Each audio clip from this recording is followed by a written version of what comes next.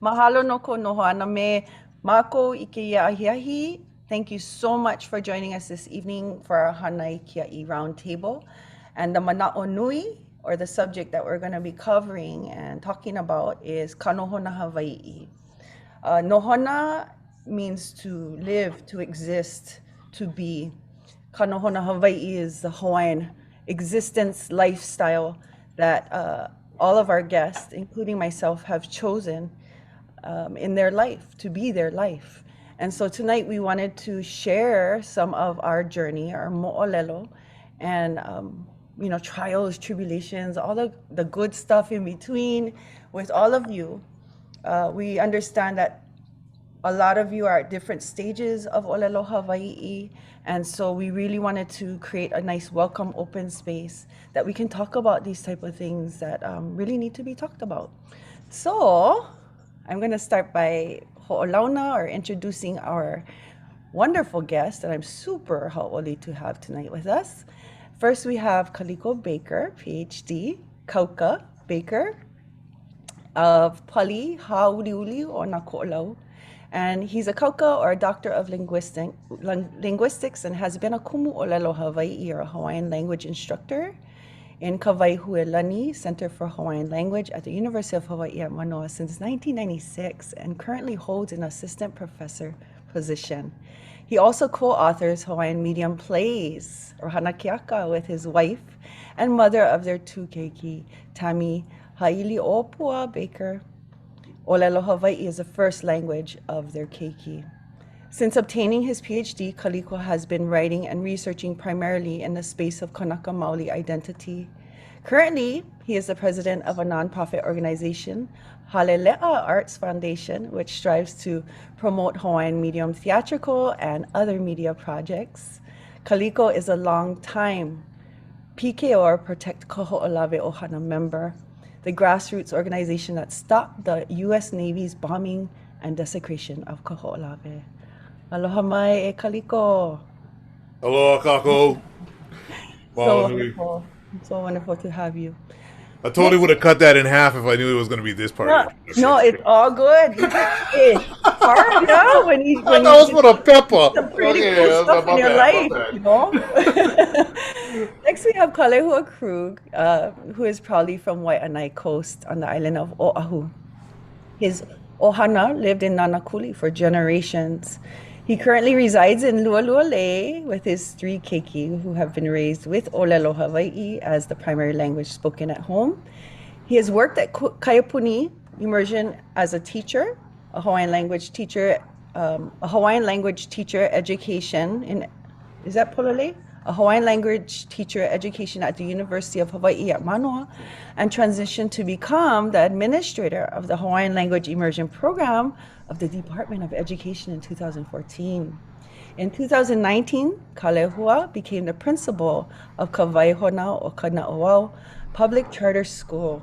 He studies indigenous philosophy and worldview, and utilizes Hawaiian cultural traditions as a mechanism to build a more sustainable future for our children and our environment. He's a practitioner of kakau, traditional Hawaiian tattooing, and is also a Hawaiian musician with the most beautiful leo nahe nahe. So aloha mai e Kalehua. And last we have Mike Kane, my partner for life, Hano Hano. For the last 22 years, Hano Hano Na'ehu has been a kiaʻi loko, a fish pond guardian on the island of Molokaʻi, Hawaii, where he was born and raised as a paniolo. Hano, as he is referred to, is also a community educator teaching ancient concepts in land stewardship and resource management. His ocean conservation work has allowed him to represent and be a voice for Hawaii and indigenous Pacific Islanders alike. He is also the director of Huio Kuapa 501c3, 501c3, a nonprofit that began in 1989 through the kokua of Uncle Walter Riddy, and its mission is to restore local i'a or Hawaiian fish ponds, which we're still doing till today. As an avid activist and artist for Aloha Aina, he translates his passions through hip-hop and lyrical messages under his MC name, the Paniolo Prince. Together with me, Maile Na'ehu, his wife, We have 3 keiki, all of which are bilingual, English and Olelo Hawaii speakers. So aloha mai e hano hano. Hey, Hi, aloha, aloha, Mike. everybody. Aloha. Yes, Mahalo. Well, I'd like to start off with our first ni nao.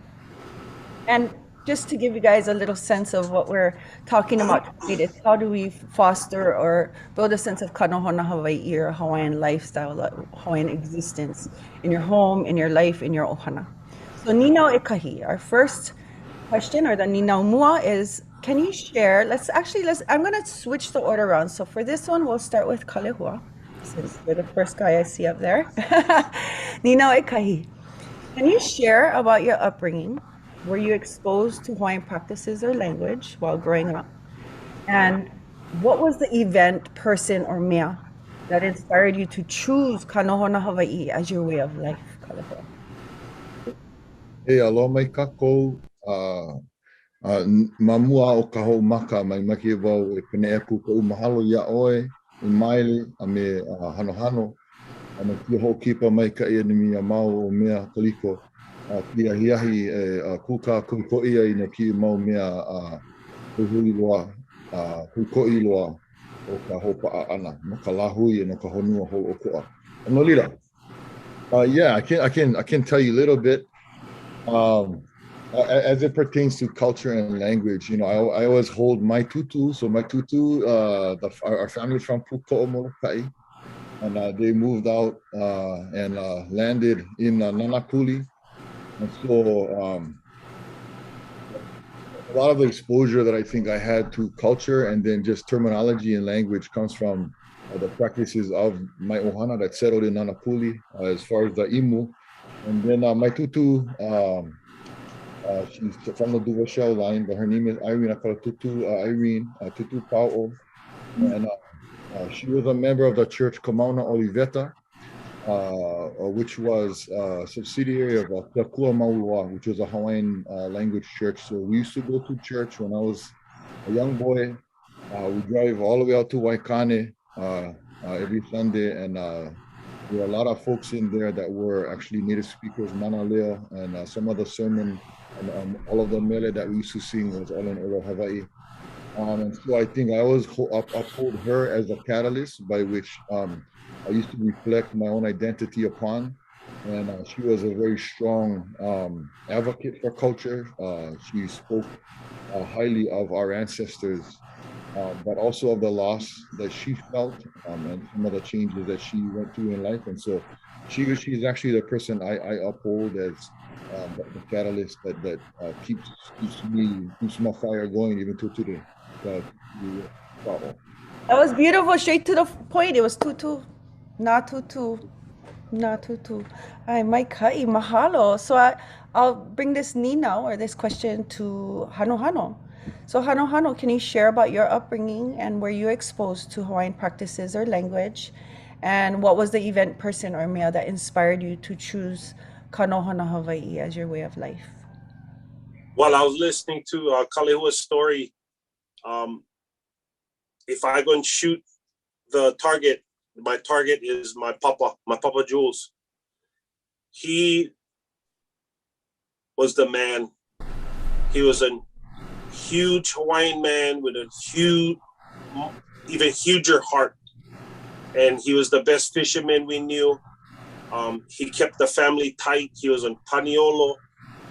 He could dive and find squid without goggles, just eyeball. You know what I mean? He was amazing. He even would try out for the San Francisco 49ers with his best friend, Willie Kaupu. But he married one beautiful Okinawan wahine, made my parents.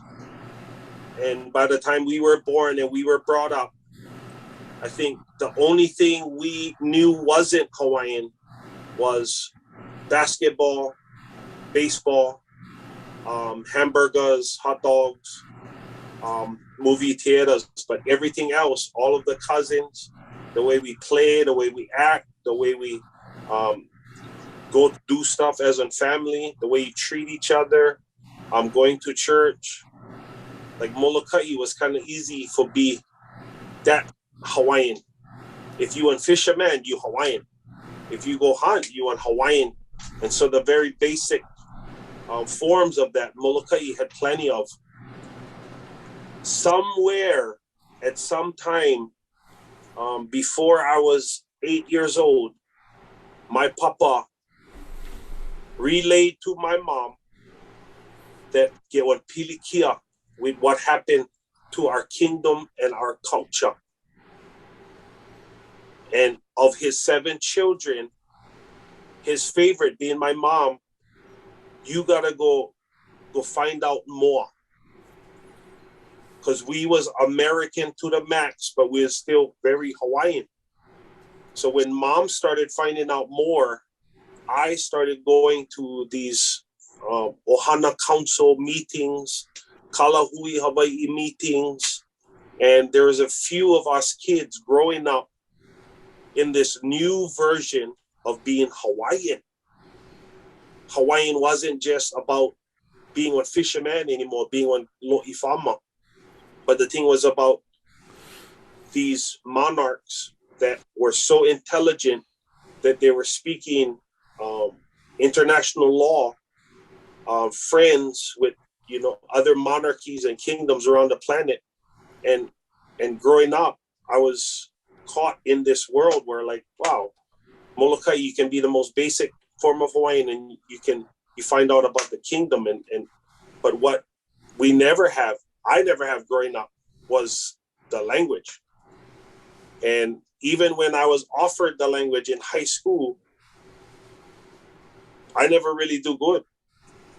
And throughout my life, this attaining the language has been very difficult. So when I saw my wahine with the language, and one chance for go make one family that has the language, I fell madly in love with my wahine, and I threw everything I knew about being Hawaiian in the ocean, in the river, in the mountains, on the dinner table, how to keep you safe, how to be strong and tough. I was bringing all of that, for whatever my wahine wanted to do with the language and with our kids growing up in the language and surrounded by nature and being, one chance for be Hawaiian every second.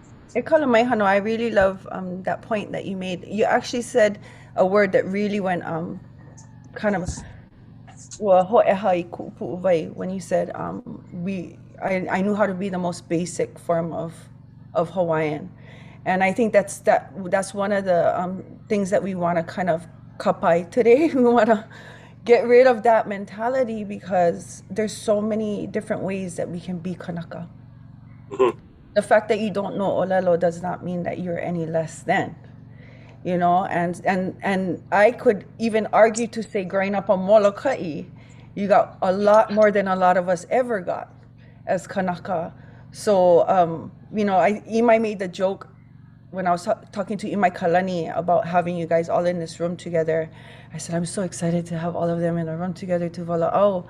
And, I said, we have 2 PhDs, Maka Olelo, really, and then, Hano, who hasn't learned Olelo, but he's always surrounded by it, and he surely lives as in Nohona Hawaiʻi. And then Imai joked, and he said, I don't think any of these guys would say that one is more Kanaka than the other. And I was like, I really love that. And so that's where we always coming from. And so that brings me to Kaliko. Can you please share a little bit about your upbringing? Were you exposed to Hawaiian practices and the language, and what was the event, person, or mea that inspired you to choose Kanohona Hawaii as the way? It is the way. Oh yeah. Aloha nui kākou. E like me kākale hua, e homaka e no wau me ke ia leo mahalo. Ya oai maile ko kono ana mai malalo o ka hale hoaka, ka leka uruale ana mai I mai kalani me ke noi ana e komo I loko kia papahana. Ua nui ka hano me oe e hano ke aloha. Ke koa kaulana o Molokai nui a hina, a me ku koko olua, o kalehua, Nohoala I ka la'i olu lei aloha no oi. Kalehua stole my line. I was going to say he's on PhD in Aina. Oh, that's okay, my kai. But we thinking the same thing. I mean, us guys, we in PhD at the university, but, it's probably, you got more cracks being on PhD on the Aina, I tell you that. Well, that's more rough. Okay, there's a lot of ike for the whole pa'a on the Aina. So, yeah, never sell yourself short. Never. Yeah, so Maikai, mahalo. I mean, I understood where he was coming from. It seems simple, but it is not. It is totally not. Okay, so back to the question, which was that inspirational sort of time where I decided to commit. After hearing my fellow panelists' stories, I feel like those dreams where you're in a situation and it's embarrassing. That's the dream. That's what I feel like right now. Most times they talk about being kohana or whatever. It's like that dream because these guys. I mean, Kalehua had the Hawaiian church, Waikane. Hano has the whole life. And I'm over here, I'm thinking, what was my incredible story? And I'm like, oh, this is like those dreams, bro. Those dreams prepare you for this moment. Okay, so with that, I'll say perhaps my experience was a little later in life. I went to Castle over here on the windward side, Oahu, Kaneohe. And I went Heia King School, Castle High School, DOE, hard. And, I just knew I had friends. I didn't even know who was Hawaiian or who was not. When I would turn around and look back and I was in college, everybody was pretty much Hawaiian except for a couple Filipinos, couple Samoans, and then the band, which was primarily Asian. So it was a nice safe space. It was good for them, Maikai. But it was a small population within our school, within the schooling system that I went through on this side. I never really even thought about race so much. I mean, I'm white. I mean, you can see I'm pretty fair. So, I mean, I was only Hawaiian because Dad went Kamehameha. And, Grandma was all Hawaiians, right? Everybody was Hawaiian. I knew that. Not everybody else knew that.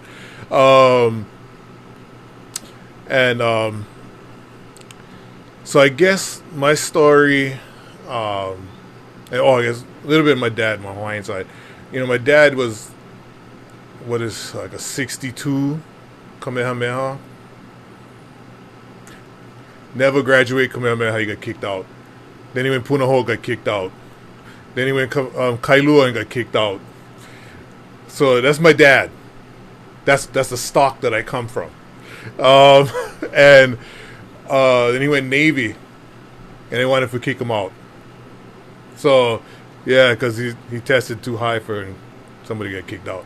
So and then he played football over there, and he had his 49ers moment as well. So we share a common thread there. Yeah, I guess that skips a generation or three. I'm not too sure. Okay, joke. Almost, okay. Nolela. Oh, yeah. So anyway, Kako. So my late bloomer story. Here we go, Mako Kau. So I was already in Olelo, Hawaii at UH.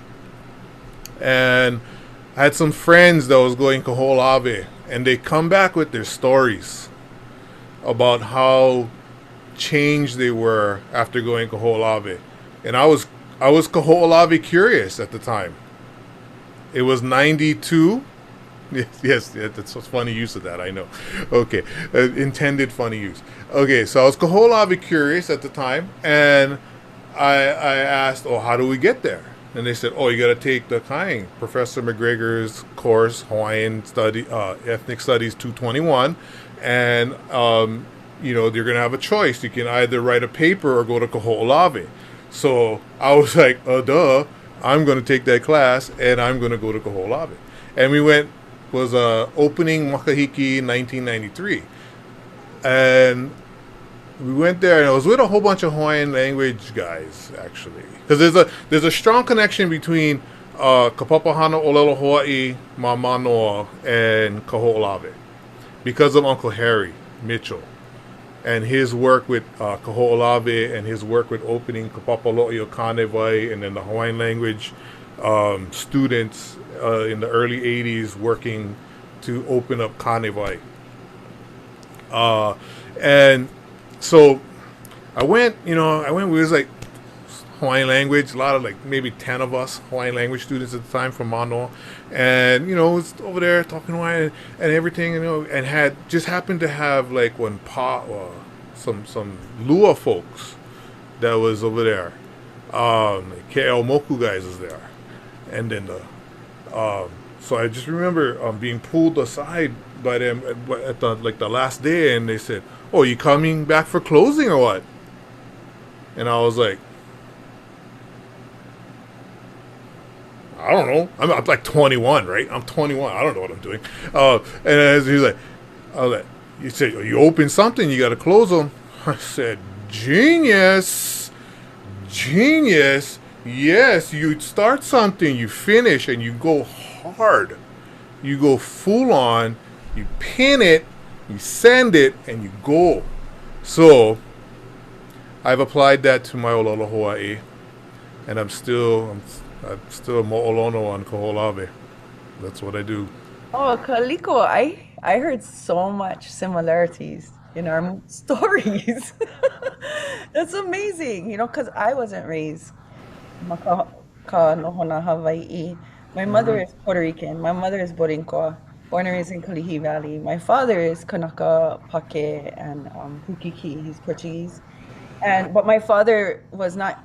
He actually is cousins with Kanalu. So Kanalu is my cousin as well. We're all Chang Pali Ohana. But we were totally just disconnected from the culture. And my mom, being raised Borinqua, was very passionate about culture. And so she was the one that pushed me and my tita to take hula to go Kamehameha. And you know what is the thing that we had similar? Me and Hano, we both got kicked out of Kamehameha too.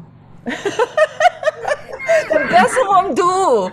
That's what I'm do. My life was so messed up. My mom didn't even try me to take the test. She didn't even take me. She's like, try my brother. My brother never get in. And then she was like, oh, this guy, I don't even think so. This kid, we lucky. He got to wear a helmet the rest of his life. Me up. And then, even taking Davies class. Yeah. 21, because I started Manoa in 92. I was a freshman in 92. And I remember admiring all of you guys because you guys were just a year or two older than me and just really looking up to you guys. I was in Hawaiian studies. You guys were and there was that separation, between the two. Oh, it was huge during our time as undergrads. Yeah, like the Hawaiian studies students, we never cruised with the Olelo, but I loved going to the Wapo, to Kanikapila. That's when I felt like we came together, And so it was really neat to kind of watch you and your wahine just do amazing things, So a lot of parallels. And then another parallel was Hano was, mentored by Uncle Keomoku too. So he's very special to us. And it's interesting that he was the one that was like, so what? And the aha moment. Yes. And then you see all these guys, they all hammers, and then, you look at them and you're just like, and then, we have these sort of admirations of people, right? And, you see Emmett Aluli show up. And, I never know Emmett Aluli for nothing. I just saw him in the videos, right? And then I was like, oh, brother, he's in the Flash. Oh, my God. I was full fanboying a little bit. And I wasn't the only one. There were others. Oh, I was like that, too. Oh, And then you go over the years and people like, I don't know, Palikapu guys show up. And you're just like, whoa, how you going to act? And then you realize, okay, these are Kanaka, and they really mean well to us. So they're going to talk to us in a very nice way. It's so different, the personas that they take in close conversation versus what they do in front of everybody. Oh, true. And you remember the TAs was Kawaiki and Hina at the time. Oh my gosh, yes. Kawaiki, that would be good fun. There was TAs for that class. That was awesome, yeah? Oh, the memory. I had the kind, Charlie Koopa. As my TA. Charlie, he was in charge of the Lo'i for a while and then passed away. Yeah, Charlie Cooper. He was a mean brother. He had Right. stories. I He's know one we of got those some quiet great, ones. great influences we had, yeah. So I guess that brings us to Nina Elua, and I'm gonna start with Hano Hano on this one. As Kanaka Maoli, we are all at different stages of decolonization. Some, not at all. Some, like us here, have been on a journey for decades. And some are just ready to begin the decolonization process, whatever that looks like, right?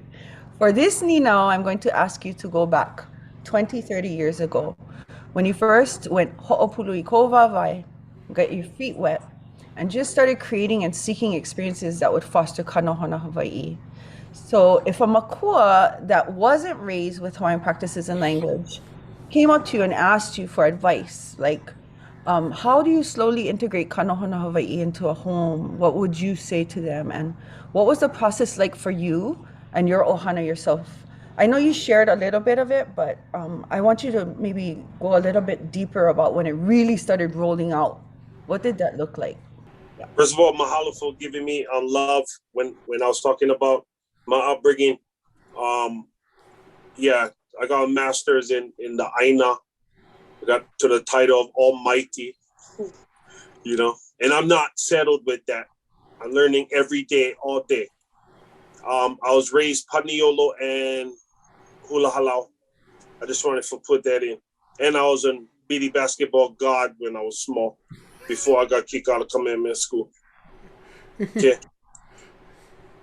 Okay, back to the subject. The subject, I always would tell people that would visit the fish pond, the local i'a, that there are things that our kupuna did in the Wakahiko all the way up to the illegal annexation. And there are things that you can do today, like the language, Olelo Hawaii, like Lo'ikalo, like Loko I'a, like sailing. All of these things that our kupuna did, to me, is like all of these rivers that could end up to the sea. Within these veins, in these rivers, all these different things that you are able to go put your hands down in and do that our kupuna did. That's how you start to go back to finding that place, to living the lifestyle. You don't have to be good at everything Hawaiian. For everybody who's starting, you just got to find something. And for us who watch Keiki, it would be the similar to adults too. If you go to the lo'i and you don't like it dirty, then that's not for you. You know what I mean? If you don't like working at all, you like staying up all night, maybe you gotta go stargazing, but you gotta find something that a kupuna did that you like to do, that your family could participate in. And within that teachings, that Hawaiian river of thought, learning how to act, learning how to treat nature, it's in every one of those veins of those subject matters. So for any family starting off, like if you just look at us, we, I believe, are trying to get good at everything Hawaiian right now. But my go-to would be Loko I'a. Within that realm, I know plenty, and I can relate them to life, and I can teach kids, and I can arrange how to instruct so that any learner can see progress in being a better human being. When you come to the local i'a, you work, you play, you learn from us. Mahalo. I love that. And it really just is an extension of your upbringing. Yeah, was continuing to do these things that you were and around, but the role changing, where you became the Kiaʻi, Malama, and take the lead. Yeah. Yeah, and every family got to find what they love to do of these different Hawaiian things, and like You know, Kaliko said, go all in, go get them. You know, I think because I in think that river gonna lead to the sea. I think a really key component for you, from what I know, is that you also had incredible mentors. Yeah. That Served under many captains, sailed the seven seas. Right. So it's also like you sought those experiences, you sought those masters, that could give you what you were ono for, what you're hungry for. Yeah. Yeah, So you right, babe, because that's how I found KL Moku. That's how I found Nakanelua. That's how you find Francis Sanensi. You know, you find all of these good ones, and you learn from them. But yeah, like, you got to go get them. It's not going to come to anybody. It's not just giving away all this kind of stuff. And if you think it's given away, you're out of your mind. You better go ask real nicely and give, ask for learn things. So if if a solid Hawaiian offering you a course in learning how to act and only costs a little bit of money, you better pay double. Kahale waka. stop with the plug. Oh, and that brings me right into what Kaliko was saying earlier about being in these types of experiences with these Kanaka that we are like, oh my gosh, I don't know if I'm worthy, and then realizing that they are just like us. Like, we all are in the same movement together. And maybe even at one time they were the us that we was 30 years ago, when we was just like, oh, I don't know. I'm just like new at all of this. So that brings me to Kaliko. Kaliko, if you were to give some advice to an ohana or an individual that is ready to make that move, what would you tell them? That's so tough. That's such a difficult question because different different people are going to have different needs and things like that, and sort of different approaches to getting it, different personalities. I think Hano is touching on that, about how people are different and they learn differently and they react to different things differently in their own unique way, and I believe that's one of the beauties of of our traditional ways and I call it education system. I would say, but I'll let the doctor of education talk about that more in detail later, I'm sure. Educational philosophies and such. However, for the sake of time, I will try to give a pointer. I would say trust. Hilina'i, paulele, ike o nā kupuna. Just hilina'i. Because you can call, they gonna come. If we learn anything from Mo'olelo Kahiko o Ka'aina, and the way our kupuna would frame our history through narratives and genres and motifs and things like that, we know that one thing that we always have available to us are our kupuna, present and past.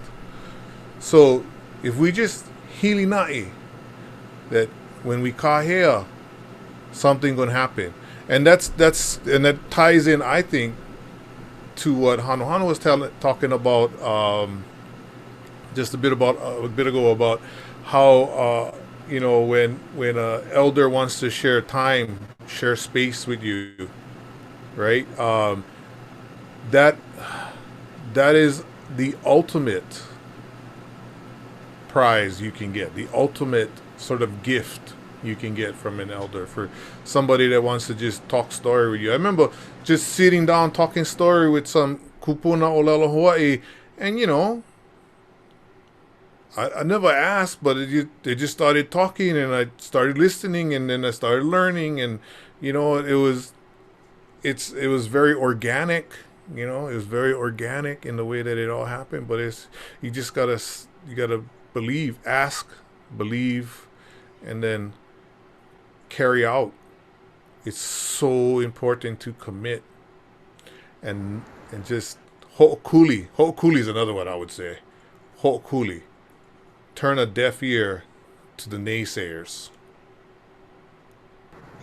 That's so my 'Cause, ka'i. That is so yeah, my ka'i. And it feels like you're touching on the spirituality of it, and the pilina that we have with our kupuna, and that they really are always there, na makua, na kupuna, and if you call, they will come. oh Yeah, yeah. and I definitely can agree with you on that one. So mahalo for touching on that. That brings us to kalehua. So kalehua.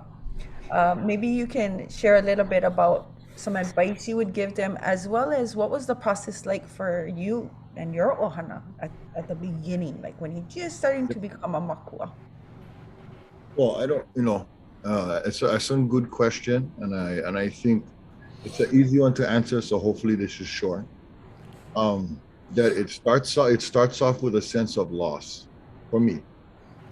It starts off with a sense of not being raised in our olelo, and then when you finally get to the place where you serendipitously kind of fall into a olelo class or in front of somebody who knows about olelo, and you hear about the history of our language.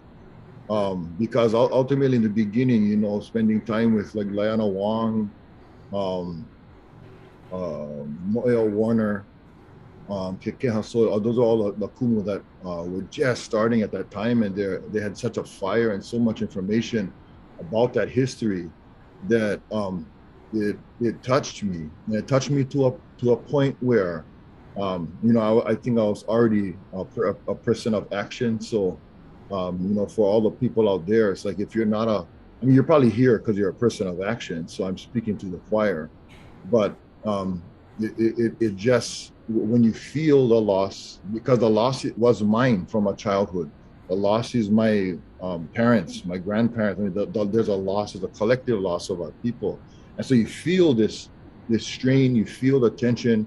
You start to learn about the actual tangible data that exists to show what happens when you lose a language, what happens when you lose a culture and the beliefs and the ideology that's attached to the language. And so it was really easy a call that, I was 19, 20 years old, married at 20, first child at 21, and 23 is, when my oldest, Nohona and ultimately the commitment was made because you finally understand that a language doesn't live without native speakers. And then you understand that our native speakers were dying and are almost gone now. And just that right there springboarded me into action, right? I'm like, what do I do? Because ultimately there's always this pull to quote unquote, you got to save something, right? You got to save our people, save the earth, save the world. You got to do something.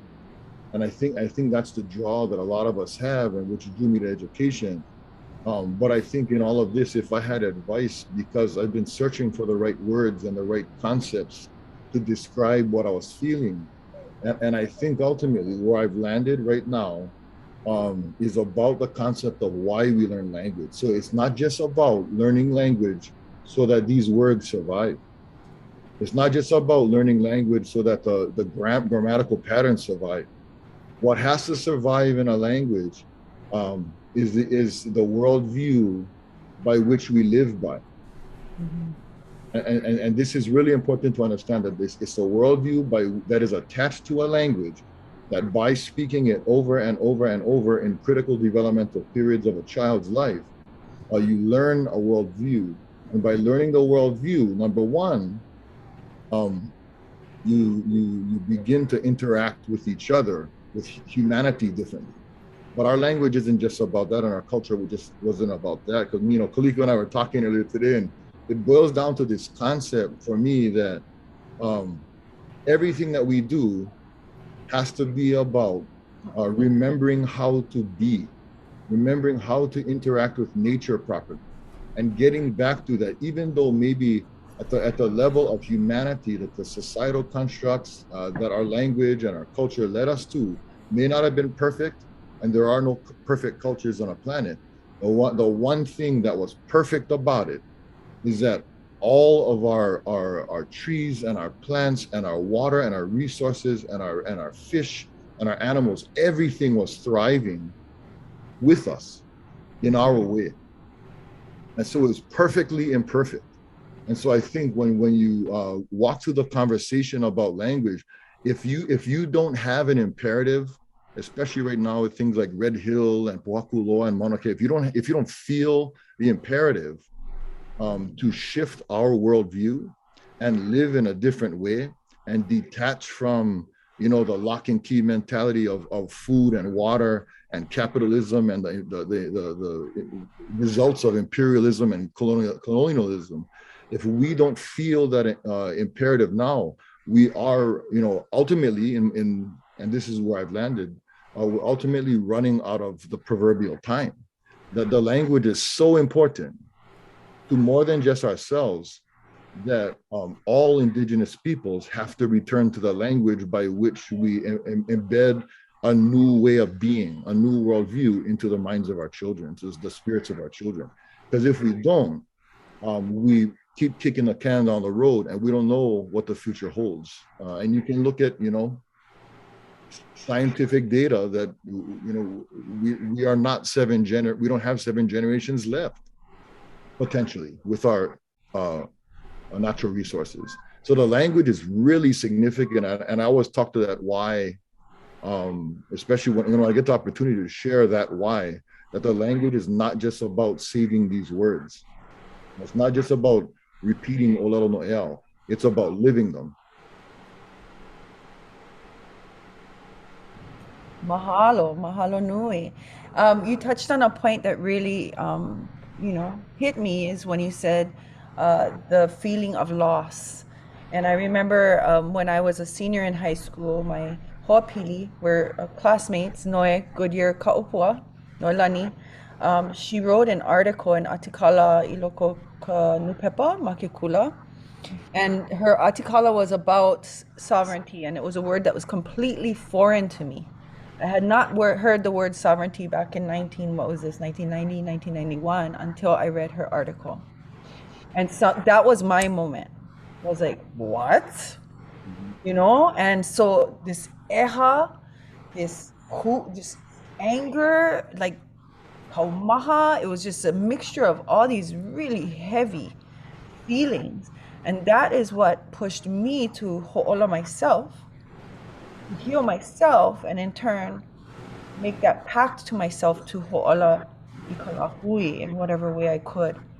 And the first way I did it was with my keiki when I became a mama. So I mahalo for touching on that. And Olelo is, I think, the heart of it all. I completely agree with you, because it gives you a different type of ikena, and you can see things differently. You can have pilina different than if you don't Olelo. And so with that, I want to add on to this, Nino. If you were to give advice as to, okay, maybe they don't have access they cannot go manoa, they cannot go hilo, Duolingo is not working for them. Like Hano said, he's tried, and I know he's tried, and he has a hard time. What would you say? Any of you guys can answer this, but what would you say to the Kanaka that says, I try, but I get hard time? Arduanya. Who like answer them? Yeah, the conventional ways. I mean, logically, it would probably be me, but I don't know. Probably you guys get better answers. But the conventional way through the classroom would be, the easiest route. However, there are people who are, trying to make online classrooms and online lessons and things to follow along with. That might lead to the same sort of roadblocks. It would be nice. I don't know how this happens.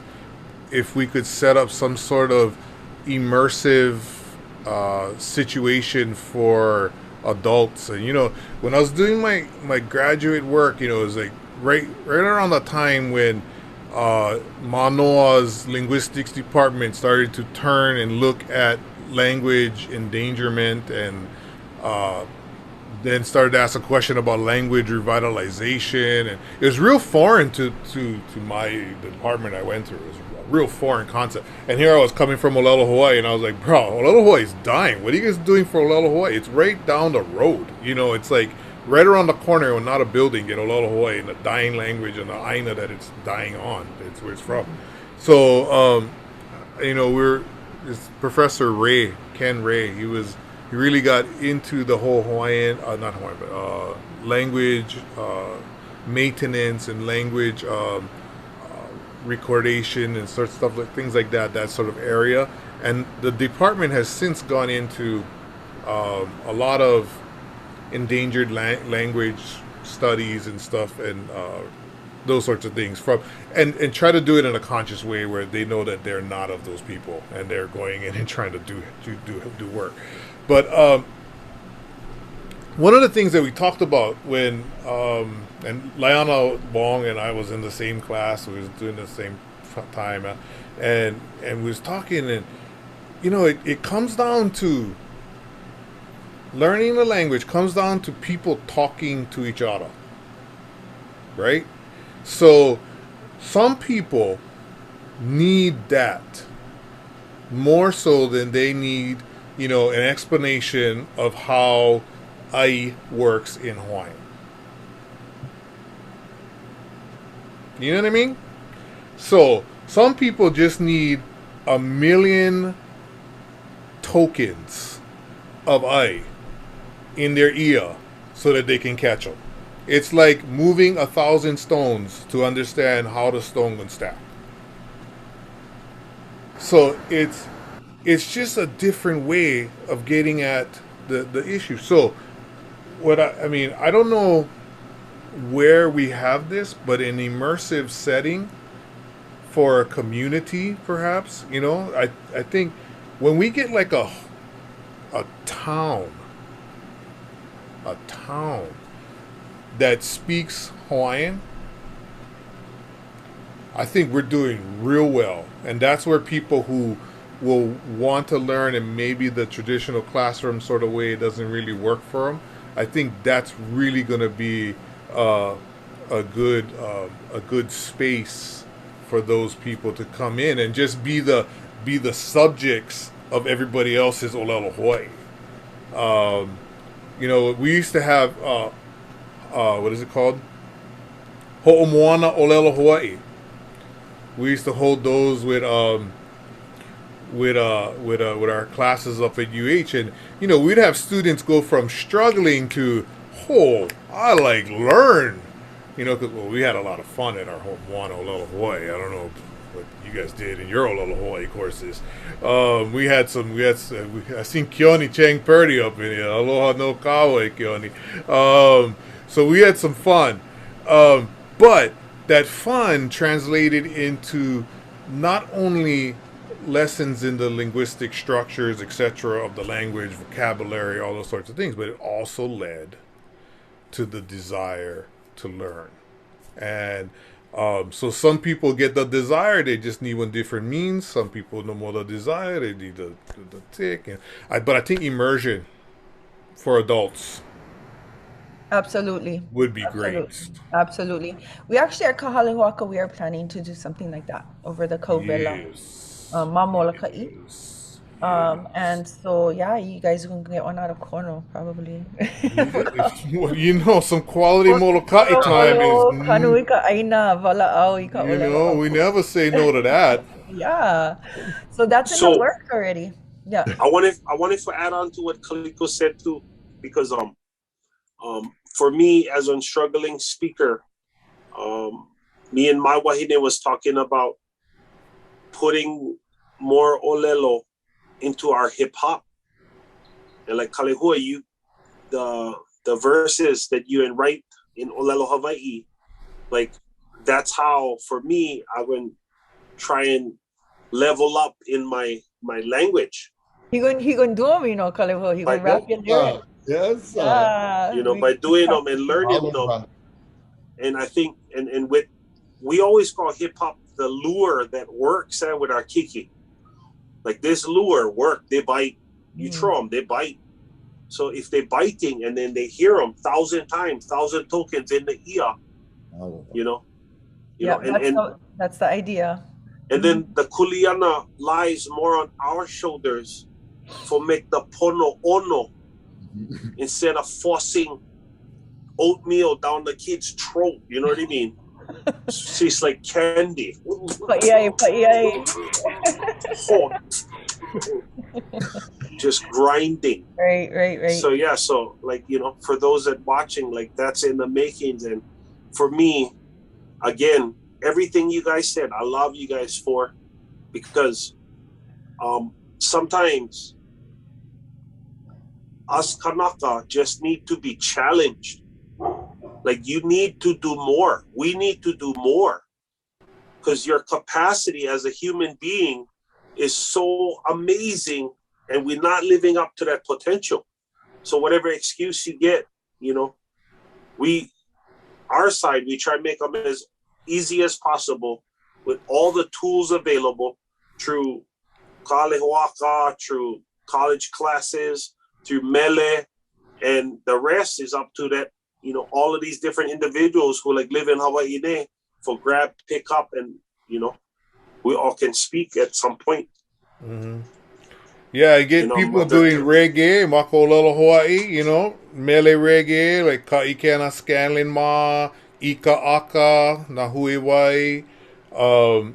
You know, my son got on one track with him, and, you know, they're talking about making one small, I don't know what they call it, small album. I don't know what is that, 7-song, whatever. They're talking about making a small album, you know, and, you know, I'm just like, exactly what Hano is saying. That it's oka makauia e loa I keiki. And then, or maybe it's better to put the poi because it's more nourishing. Yeah. That's probably a better metaphor. But anyway, it's that ono You saw poi. how kids act on candy, though. It's like, you know what I mean? Healthy like poi, addictive like candy. Yeah. Get the sugar out of sugar. Okay, yeah, but the kind. There you go. Yeah, kulolo is ono. Okay, nobody gonna deny that. But yeah, you know, and you get these young, the 20-something-year-olds, and then, you know, the uncles like us, I guess, you know, advising on the lyrics a little bit, and then the 20-something-year-olds coming in with what they think is hot at the time, and then, but yet, you know, when you hear these younger, I'm going to use this term, you woke, but, you know, in the sense that they know what Kanaka is and how to be Kanaka. They know when Kapu and when Noa. They know these things. And then they know Mo'olelo, that they can haku iloko o kalako mo mele. And to me, it is just like the hakumele, like the Almeidas and all those kind wonderful hakumele of the mid 1900s that were writing in Olelo Hawaii in a sort of new style, and being very creative with what they were doing, yet weaving in these traditional motifs and understandings of the world, like exactly like what Kalehua was talking about, the worldview thing, and weaving all that in through music. And I think it's critical that we get lyrics that we can rap in Olelo Hawaii so that we can mimic those, because that's huge. Mimicking is huge in learning language. Oh, no, my daughter just did Hānai Kiaʻi. She said Hānai Kiaʻi is good too. Yes, it's super good. No, but you know, and I was gonna say, and with all of that, one of the things that I think we can kind of again springboard off of is that we've always have always had this resurgence of mele, and you know, it's really kind of trying to settle back on where have we come from and where we going with it. And so what these brothers are saying, I think, is really poignant to what we're talking about tonight, and we can kind of take that and shift off into a vein, because I think the exposure that we have to mele since, you know, the 1920s, we've always had this exposure to Olelo, that the kupuna held in our mele, and these brothers are just taking this programmatically forward. But one of the things that I was going to say is that when we look at what took place on Mauna Kea, and I always go back to it because this is about, when the rubber meets the road, and the rubber met the road up by Pu'uhuluhulu. Oh, yes. That the akua came out.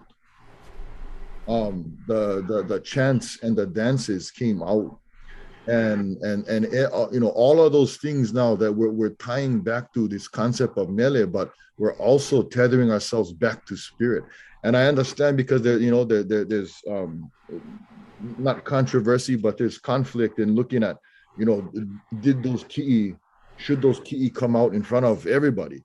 And I think we are in, for everybody listening, is we are in the bridge.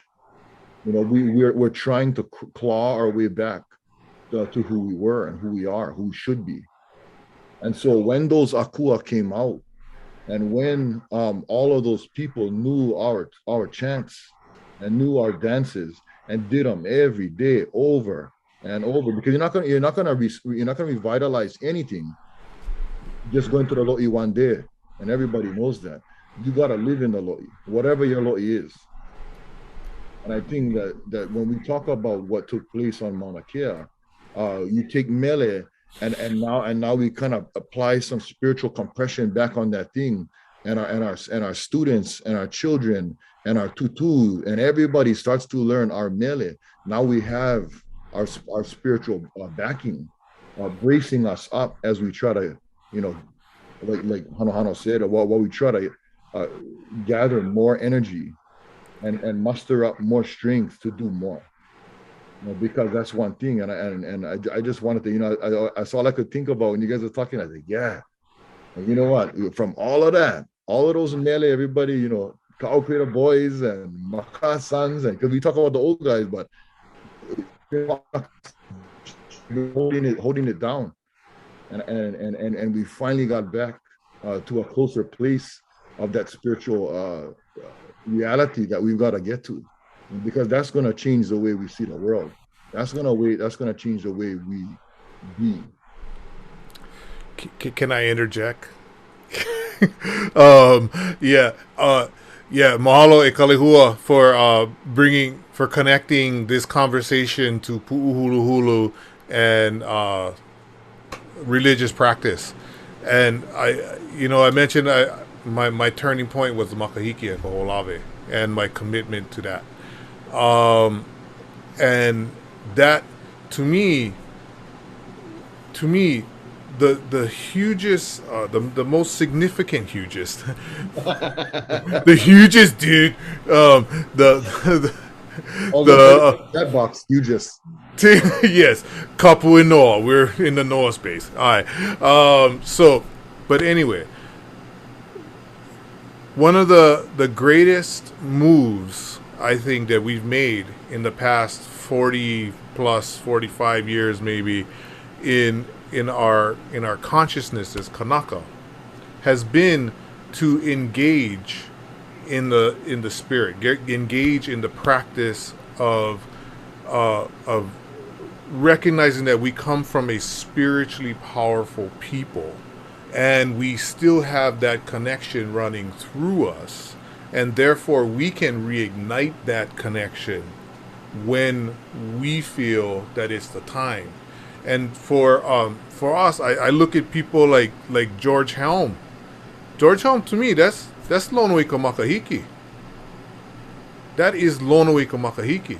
Coming back again to reignite the people and restart the practice of Makahiki. Because, we wouldn't start on Kaho'olawe, and it was like a month later Molokai did theirs, because it's the same people, right? It's all the same people.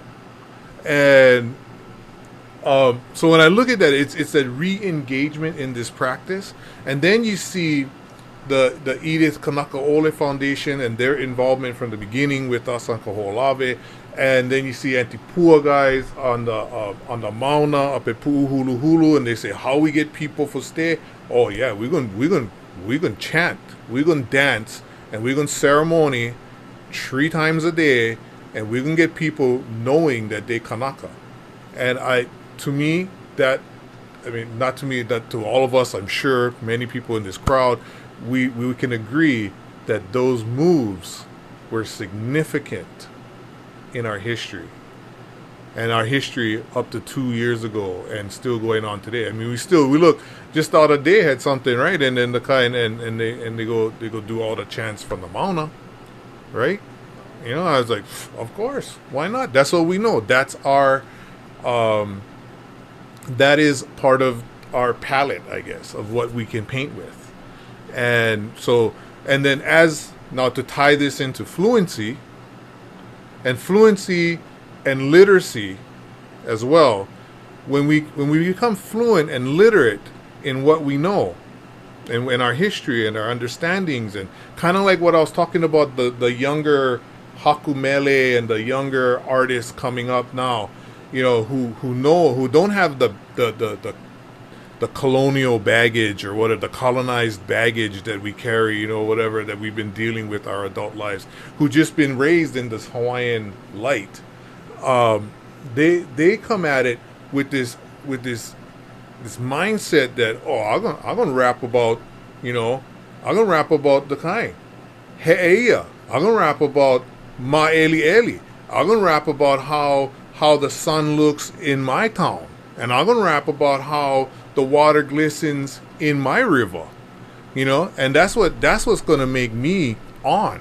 And I hope that people are inspired by this music to write about their own places, and then we can get together and communicate about our own indigenous ways of understanding our environment today. It's so important to not forget it's for today. Pu'uhuluhulu was for today. All of our practices, makahiki, kaho'olawe, makahiki, the ka'apuni and moloka'i, that's for today. That's for today. Oh yeah, okay, mahalo. Mahalo nui. Oh, Kaleho, try unmute. Yeah, no, and just real quick, because I think this, you know, coming back to, because, you know, I'm blessed to have a wonderful relationship with my 3 children, and they're on the, you know, they're all listening to this right now. But I think the reflection of this question is one that I always try to push out, is that I think that, and Hano, you kind of mentioned it before, that this idea that this isn't always available, that, you know, that these kupuna aren't available, or this knowledge isn't free, or whatever. And I'm gonna say, you know, with all my aloha, is that part of what has to happen is that when you do actually have this knowledge, you have got to give it away, and give it away broadly. Like, you got to give it away big time. And I can share with you folks, as I share with people in my own community, that part of my own personal journey, walking through a path to advocate for language, and now moving back into my community to you know, claw and crawl back to along with my community members, back to a place and give them what I've learned and give them what I know, and actually go to them and not wait for them to show up in you know, in my front door, is something that I actually tell my children, is that, you know, because you have a gift of language and you have experience, that's not the entirety of your life. That's not the entirety of your work. Once you get through all of this journey that childhood prepares you for, now you have to go back to your people, and you have to give it away. No longer are the days where you wait for someone to just show up at your doorway. We don't, I you know, I don't want to doom and gloom anything, but I usually do. But we don't have time anymore to wait, because there is, you know, and again, that's in this household. It's that we have to extend our hand. We have to share what we have, because if we don't, things, the road that we are on will not change, and we will hit a wall, or we will fall off a cliff. Something's gonna happen. We can't keep doing this anymore, and Hawaiians have to lead the way. Yeah. I saw an interesting comment in the chat, and Nohea said, she lost her community when she left Kulanui, and I experienced that as well. I had to go back to Lahaina, and then it was like work at the luau, work punana leo in the day, dance at the luau in the night. But I still had no community to go home to, and I also was married to my first husband at the time who didn't have the same passions as me. And so that was a huge part. It's when you lose your community, you create a new one. You create one that shares the same passions as you and has the same path as you. I heard a lot of commonalities between all your comments, and that was community, commitment, immersion, spirituality, and the continuance through sharing and giving. And I think those are just, you guys hit it. You guys hit it right on the nail. I also wanted to reflect on, I keep saying that I think it's Kihei Nahalea that said this. I'm not sure if he got it from someone else, but it really stuck with me. And he said once that one generation's knowledge becomes the next generation's wisdom, and then in turn becomes the next generation's being. So just in our lifetime, we've seen this happen. And it's incredible to witness, right?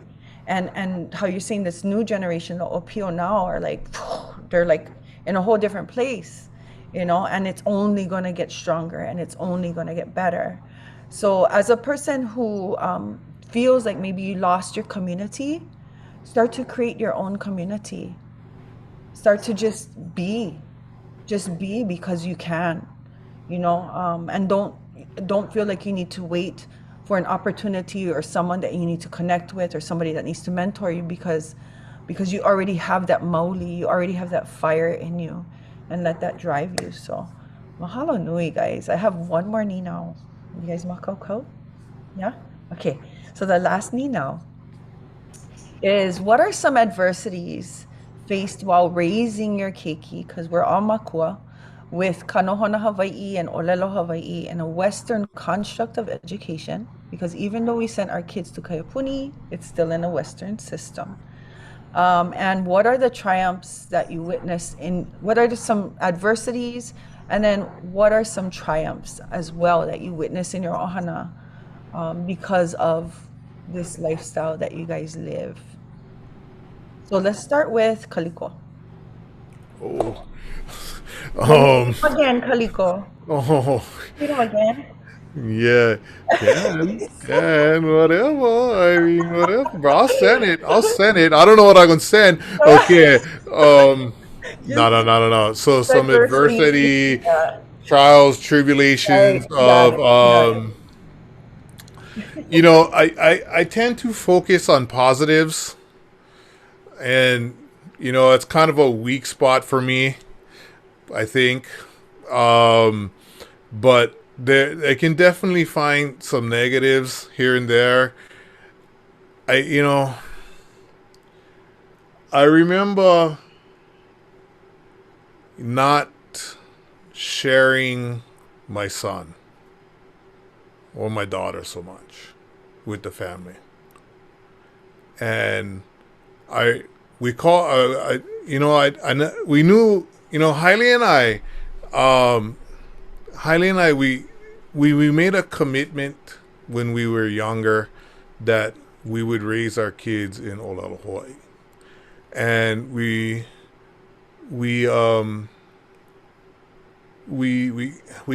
committed. Hohiki maua, paulele. And we knew that input was critical for a young child, and we wanted good input, and what we ended up doing was au'a ia o kaipu. Kaiu, she got to spend more time with her grandparents, because we was doing kamapua'a at the time at the show, and that life kind of took over, and aloha no. It's good though. I mean, good that she got to spend time with grandma, guys. But anyway, her Haile's mom, guys, and but Kaipu was hardcore Aua.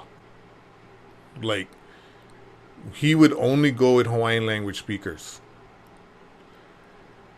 And it came to the point when, and I'm sure you know, Kalehua is going to have the same story, and other people that like me maua. You know, the English was sound like the kind Samoan Tongans or that. You know, when they spoke English. Oh, cuss, you gonna come over and play trucks with me today, cuss? That's how he used to talk to his cousin, and I'd be like, whoa, whoa, and then you second guess yourself and you say, oh no, that's perfectly natural. But anyway, but what that was is, you know, like my family never really got to know Kaipu as a kid, and Kaipu doesn't really get to know them and doesn't hang around the families so much. His family is the Hawaiian community and those people who are like-minded. So it's almost, you know, to me, I would say that's kind of one, you know, I don't know how to negotiate that. If I had to do it all over again, I would do it all over again. And in fact, I would go even harder. Yeah. So that's why, you know, the kids now, they're talking about having kids. And I said, aole e ho'ohoka ia na keiki. E noho na keiki me maua. Aole ho'ohoka ia. Gonna be different. Gonna be different. Yeah, gonna be different. I mean, but we can give them that strong olelo, whatever, all that foundation that they need, on that side. I mean, we're not gonna be tossing stones in the local like you guys, or you know, chasing deers and poking squids and whatever but you know,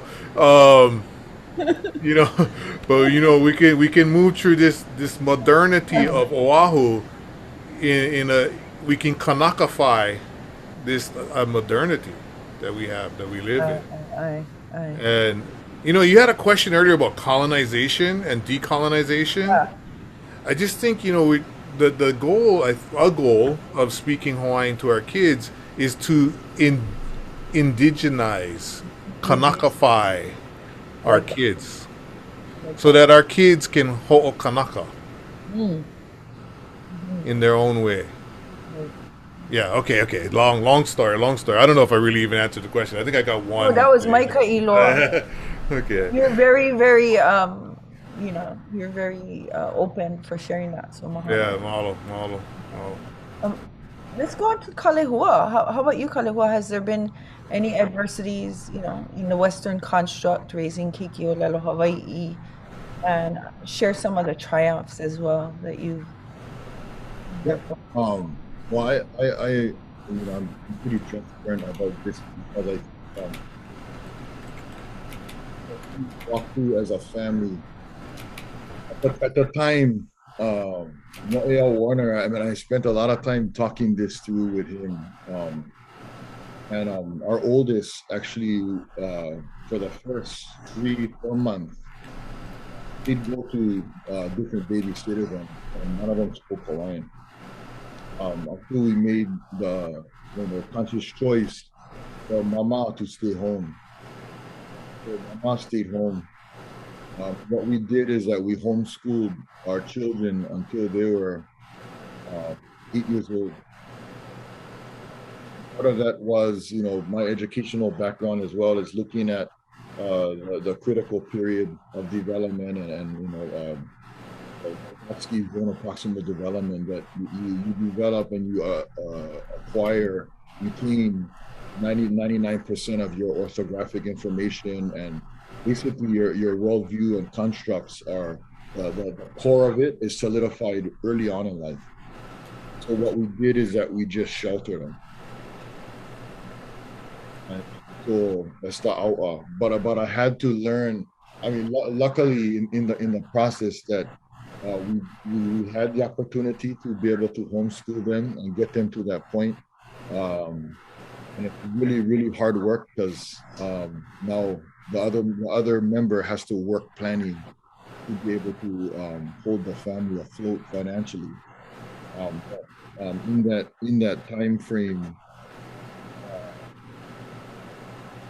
I learned hard lessons and contemplated hard things. And one of them was that how can I, in the hour, because our oldest was probably like 5, 6 years old and never went with anybody. I mean, I don't even remember her being able to say stuff in English at 5 or 6 years old. I can't recall it just because there was never a context by which she would have to speak. Then I learned because there was so much tension with the grandparents as well. And I just, it kind of broke me one day where I had to realize is like, what kind of a Hawaiian am I building? Am I building one that isn't connected with the grandparents? So Kalipo, I mean, going harder to me actually means putting in more time with the kids. It doesn't mean outlaw to me. That I actually think even in family homes with one speaker of Hawaiian, one on you guys. Just never ever speak English to them. The one that knows Hawaiian, commit and gonna happen. I'm telling you that the brain works a lot differently than we give it credit, and it has the capacity to acquire languages strongly. The issue gonna be, and I know this is getting a little lengthy, but you cannot listen to anybody critique educationally where your children are at, because you have monolingual people critiquing bilingual development. That's like asking the plumber to tell a fisherman how to catch fish. They don't know what the hell is going on. They cannot recognize what is going on. You cannot listen to them. You have to go get resources that are at least bilingual or walk through this pathway, because once they get into the educational system, you have state standards that are developed by monolinguals for monolingual native speakers, and that's a developmental model that is not bilingual. For all of our children that went to Kaipuni, and I see some of my students out there, aloha, that you walk through these processes and you get criticized and critiqued and you get hammered by the normal the mainstream ideas of education, and they are all flawed. You have to reimagine a new future. The future is not based off of monolingualism, and your child's life depends on it. Like, this is serious kind of stuff, because you cannot let that into your ear. The students hurt. I mean, I talked to plenty of students, and the students know about it. The students hate themselves. Parents pull them out of Kaipuni because they say, oh, the kids are lacking. They're not. They're bilingual, and they're developing as a bilingual, not as a monolingual. And you're gauging them on a monolingual development, but they are. I'm sorry, I'm trying to make sure I hit this point, because all the parents out there, make sure nobody in a mainstream school, no monolingual, knows what the hell they're looking at. Please understand that they are not looking at anything they've ever seen before, so they do not, sorry, love of everyone, they don't get power in the decision-making hierarchy. You do. And that's the main concern, because when our kids grow up, I'm going to tell you, and don't spread it, I went to Punahou and Kamehameha, and my kids are kicking my butt, bro, in college right now. Their GPAs are killing mine. So don't believe what everybody is telling you. Bilingualism expands your brain, and you just go Google it. It's gray matter and synapses. It's there. The bilingual education is there. And sorry, I just running this, but that has to be there.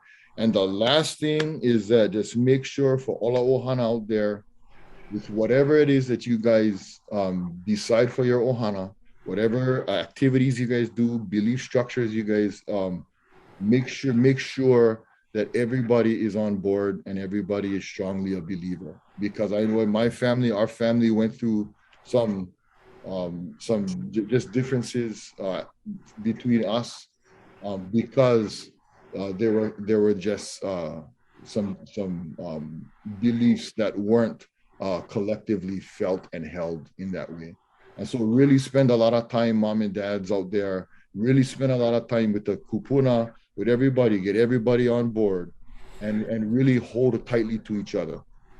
Because there are some spaces culturally and spaces linguistically you can go where you leave people behind, and that creates problems.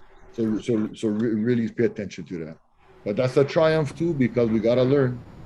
Yeah. And I'm gonna tell you, my mom, them, and the kids' mom's parents in the beginning was all scared, and now they sit back, and they tell everybody, "Oh yeah, no, yeah, our grandkids speak Hawaiian. That's wonderful. That's the best way. That's the only way to raise a family." Yeah. Mine too. That's the only. Yeah, they're so proud. And I was like, do you remember what you said? You said, tell me, what the hell are you doing, boy? And I'm going to tell you that now in retrospect, and luckily, all of you folks have families like us to look at and critique and learn from. I never had that. I had to just go, okay, gang, we're jumping off the cliff. We go and run the social experiment. But I'm going to tell you the social experiment. Yeah. Going in kind of blind, But I think you guys hit on something that is crucial, is that making this agreement, agreement, and having a partner, someone who supports and who is all in, and knowing that the school system is not going to give them everything you need them to have, that you need to provide that for them. And Hano, I want you to add to that, because it's kind of funny, because we sheltered our keiki too, so we all have that in common. So Hano, can you share a little bit? Like third motion of the kind of sheltering our kids in the beginning. By choice. Everything you guys said, all of our support, love, and we found ourselves in a very similar place, and we decided to invest more of ourselves. The job, one hold them down, the other one stay home, but always somebody stay home. Even now, when we could be out of the house, we always in the house. We always on the aina, But what I put down here was some of the adversities I think all of you families going to face is finding the strength, the courage, the confidence, and the grit for walk this lonely path. Like, this is not one fad. This is not like, TikTok kind of stuff.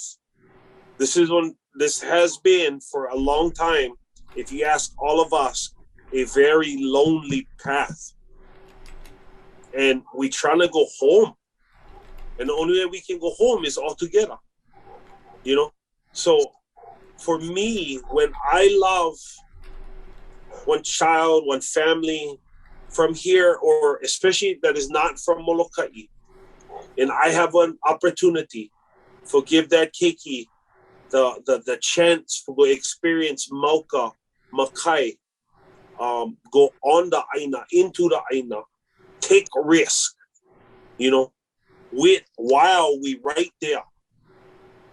Forgive them the confidence they need for go out into this world that going to be a bunch of naysayers, going to be a bunch of doubters, going to be a bunch of people that looking at us and our kids and saying, you probably don't have what it takes.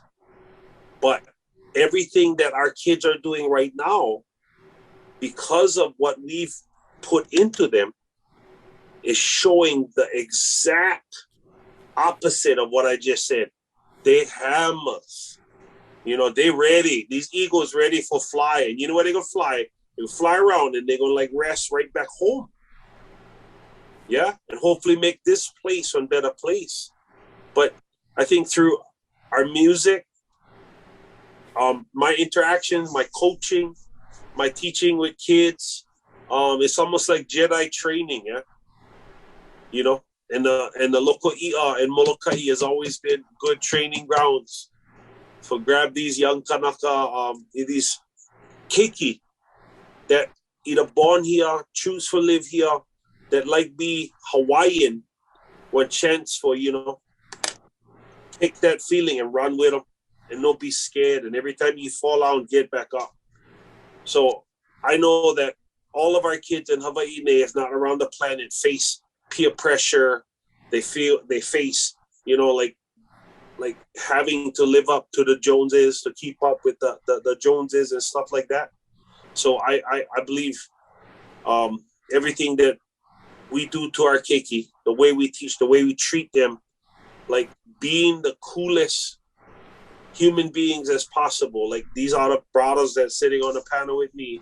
Be the example, be the guides for the next generation, and just give them grit, confidence, give them love and support that they can make mistakes and learn from them, pick themselves up and go again. So yeah. I see that as something that, you know, everybody face, and I think that's what we got to give our kids, especially taking them back to the language, taking them back to the culture, because not going to be easy. No. Not a single inch of going back home going to be easy. Yeah, and I can say that from watching all of your ohana grow and our keiki grow, what we have given and created for them, and that's what we're talking about tonight, hasn't been easy. It's been a lifetime commitment and a lot of you know, action, you know, but it's so worth it, because like Kalehua said, my kids are like, they blow me out the door with their ike. Same with us. You know, we have our daughter who is at Princeton, our son who is at Pomona. It's like, and they are bilingual. They were raised Nohona Hawaiʻi. So we come from brilliance. And we also have to remind ourselves that we are the tip of the spear. We're the best of the best. We're the survivors. We owe that to our kupuna. We owe that to our kupuna, and to constantly remind ourselves, to reground ourselves and say, it's more than just this right here. It's for the whole ahui of the generations to come.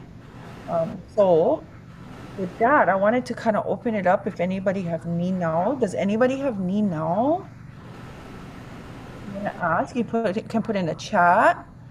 And I'll ask. Okay. So Malia said, what is your folks mana'o about sharing ike with po'ehaole? Whether we should focus on our kanaka keiki? Good question. Who would like to take that? Yeah, I can take them. Probably not. I'm not going to give the answer that not the other two guys going to say. Oh, come on. Maybe, okay. but I'm going to say that the ways of our ancestors are good enough to guide the world. And this isn't anymore what the struggles that we face are not struggles of skin color, and they're not struggles of genealogy.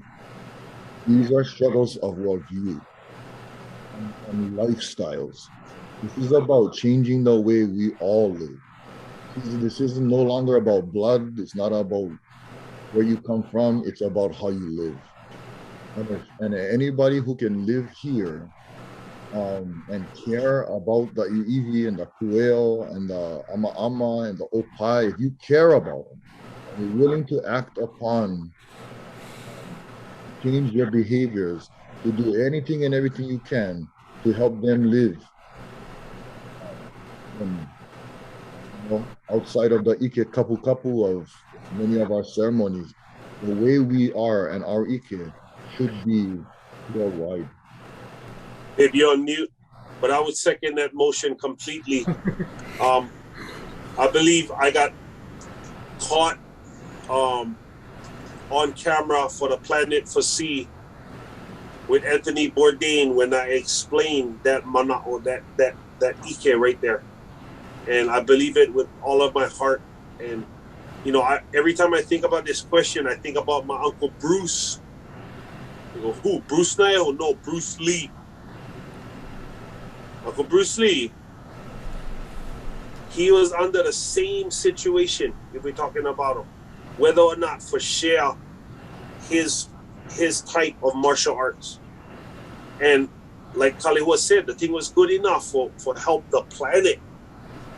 And my wife keep telling me, because I am learning how to be not too much Hawaiian centric, very Hawaiian centric, you know, but we human beings, and our kupuna was one of, if not the optimal human being, stating that if I like save the planet, and I believe our culture teachings can help, we need to spread this like wildfire. Yeah. We need to spread them like wildfire. Allah gonna save, you know, because we save the planet. The saving the people is guaranteed. How we gonna save the planet? We'll be more Hawaiian. Yeah, I think kako pia kokua. I say, well, our knowledge, and I think mahalo for bringing this point up. This is the kind Poi Poi Joseph Moku Hai Poi Poi wrote in 1906. He wrote it this wonderful. He had this wonderful publication in Kanaʻi Aupuni called Kamo'olelo Hawaii Kahiko, and it ran for a while. It's long. It's really in depth. But he starts it off by saying, our mo'olelo is as good or better than those of the Hellene Greeks, I guess, yeah. And then he goes and he cites this guy Cicero, who was a popular philosopher from a long time ago. So he knew those mo'olelo of Helene, and he knew our stories, and he was like, oh, bro, we get that when we better. So why were we even questioning ourselves? We didn't need questions ourselves. And he wrote that in 1906, as I said, and that's, 10 years after the rules, the regulations were set into the educational system where you couldn't speak Hawaiian. And then you get, of course, we have all these horrible stories of corporal and psychological punishment for kids speaking Hawaiian and such. But anyway, yeah, so our knowledge is critical for not only us. It goes far beyond our shores. Kapu Aloha, if I understand its genealogy correct, it was Mua Ha'i Kupuna Hakiwawa Parli Kanakaole.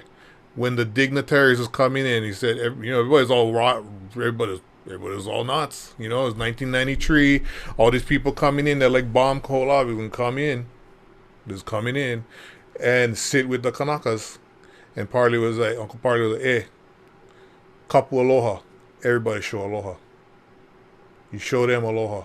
That's how we're going to win. And that concept, I mean, we carried it into Ohana, it made its way up to the kind to Pu'uhuluhulu, and it was huge in Pu'uhuluhulu. Kapu aloha is an attribute of the way we engage. Whether or not it's traditional in the sense of, chanting and dancing and all those sorts of things and those sorts of things, but I don't know. But it's a concept that we've had. It's a way we engage. So yeah. Mahalo. I noticed Nohea, you have your hand raised. Nohea is the mama. I don't know if you guys have seen the video of the beautiful little kala'i in Papamala'o, sharing how she was being punished for Olelo Hawaii in her classroom. So Nohea is her mama. I had a nice talk story with her yesterday. Nohea, did you want to share someone now? Do you have a ni now? You can unmute. Yeah, I mean, oh my gosh, you made me cry. I mean, like, as soon as I've invested so many years for my keiki to learn Olelo Hawaii, I struggle and I can relate with Hano and Maile so much. And so, like I mentioned, being lost without a community, so much goes through your mind. Like, how am I gonna get her to love the Olelo Hawaii again? How am I gonna do right with my kuleana to perpetuate the language for our kupuna? And then how can we address the problems in Kaiopuni? Like, originally this had happened because she's been punana leo for 2 years, and it happened because there wasn't enough room in the school. And so we took her to the closest school near us, and I found out she got punished. And so for me as a makua, and I want to make sure we can make a difference. It's like, what can I do? What can we do to make the change? And what can families do when they're not able to get their keiki into Hula Kaiapuni? And I know it's a big question, but everything is stuck in my mind. And like I said, I don't want nobody to talk about it. Right? And I feel like this is a perfect time. And especially during COVID, yeah, we feel like we just solo action. But I think a lot of the things that everyone shared tonight are examples of how you can do it.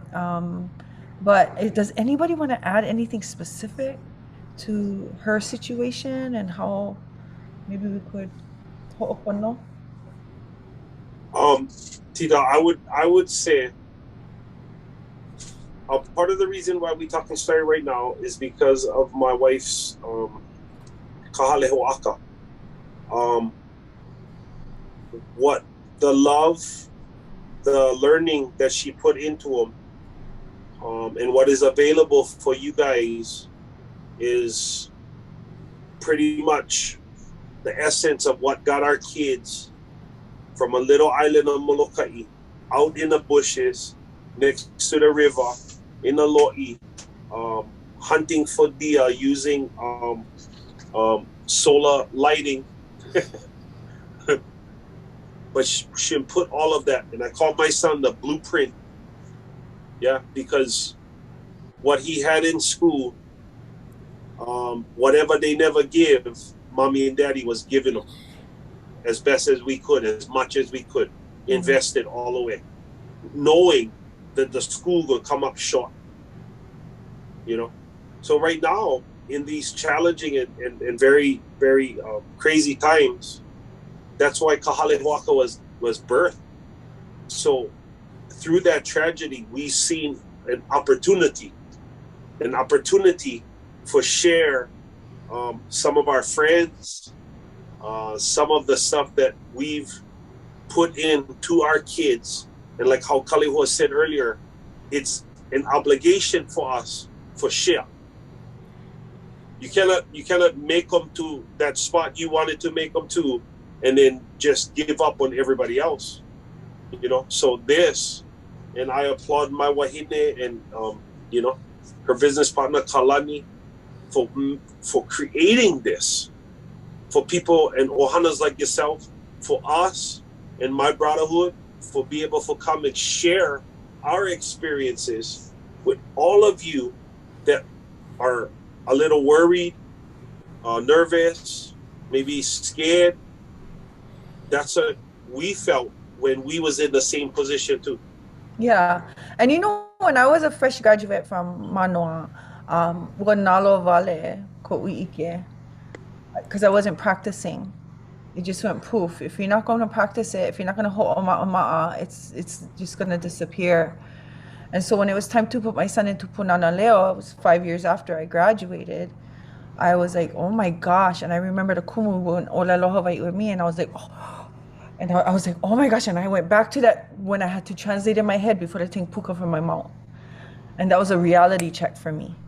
It was like, whoa, my keiki are all about to begin Punana Leo, and I can't even Olelo Hawaiʻi-Creating. So that pushed me to this super uncomfortable place, and I made myself Yakubu Kokua at Punana Leo. And that is how I immersed myself. Yeah, so you have the tools. You've been given the tools. You went to Kula, you know the Olelo, you just haven't been practicing. right? So it's about putting yourself into these uncomfortable places, pushing yourself, because your journey's not pau yet. Like your journey's just begun, and this is pushing you into a place where you have to say, I need to reevaluate who's going to be my kaya ulu now. Yeah, and what strengths do I have within myself to offer what I can to my keiki? And who else can I ask to be on my va'a to help me raise my keiki? Who can teach them the things that I cannot? Because they're there. And it's about getting the confidence and knowing that may hila hila. May hila hila. We have so much hila hila in us, and it's just whipped into us from our kupuna time. Yeah. So I wanna give you blessings and let you know that you have what it takes. You have what it takes. Take it day by day. Take it step by step, and you're always gonna face adversities, discrimination. My son went through the same thing, and look at him now. Right? So these things gonna only make you guys stronger. Our kupuna, our lahui has a history, just even up to now, manakea. Like you gonna push us to that precipice, guess what? We're gonna come up even better than before. So I just wanted to leave those words with you, because I had a nice talk with you yesterday, and I know you can do this, Tita. I know you can do this.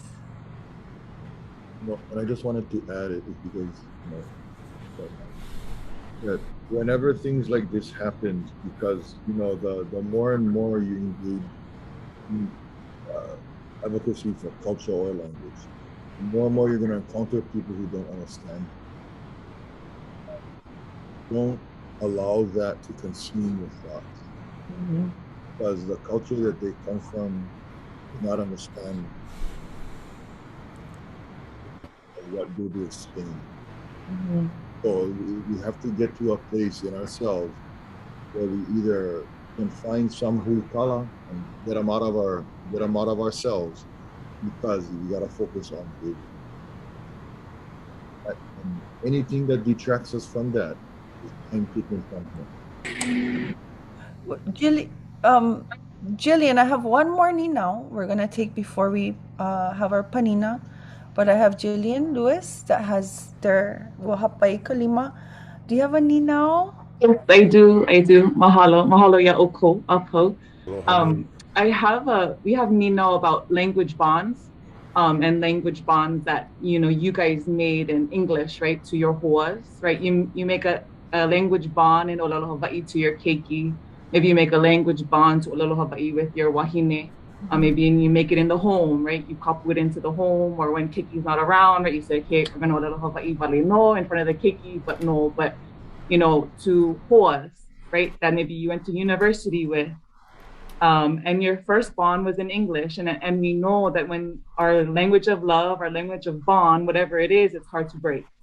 And what solutions have you guys come up with, possibly, and I don't know, when you guys get together, if your language of choice is English, or have you, solidified a bond to Olelo Hawaii so that, we're showing on a makua level, right? Not just a keiki to a makua level, or, when we say, okay, oma Olelo Hawaii vale no, like iwaino o na keiki.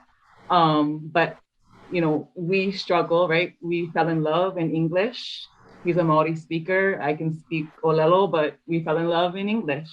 And so that bond, and then for people who are, well, I started speaking English and I went to, I know Olelo, but how do I create a new bond? And just wanting to know maybe solutions that you have for anybody listening, or, to our hoas that, okay, I know we can Olelo Hawaii. Why do we sit down and continue to, right? Or every time we try, or anybody who wants to create a new bond, people find that to be a barrier. And perhaps you have a few solutions that you could share of how to start that conversation first, and how to commit to that bond, that new bond. So mahalo.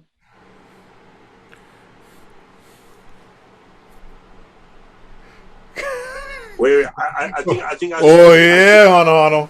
I think I should go first, because I think I represent the 78 4% of us that no can speak Olelo Hawaii. And I believe we are the reason why our ohana no use the language more.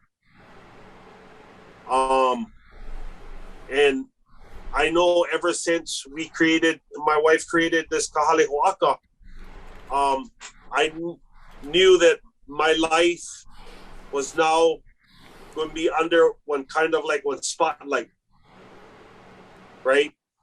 And because if my family can olelo Hawaii, and I've been living this Nohona Hawaiʻi lifestyle, I myself gotta try harder. I myself, because it's always up to the last person on the team, gotta catch up with the others. And if the farther you stay behind, the more everybody gonna have to wait up for you. So I know that these conversations and these workshops and everything that my family going through right now is making me understand the criticalness of the situation, like Kaliho was saying earlier. And so I think for a lot of us, we need to try harder, just like what my two brothers said. And for me personally, like, you know, I'm gonna learn my language. You know, I'm gonna learn them. It's necessary, past necessary now. My kids deserve it.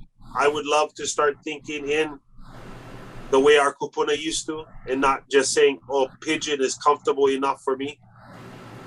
You know, so yeah, I think for those of you just like me holding up the team, we need to try harder, catch up, do whatever it takes to, you know, create that bond so that everybody can feel comfortable, if not feel uncomfortable, and just go for it, you know.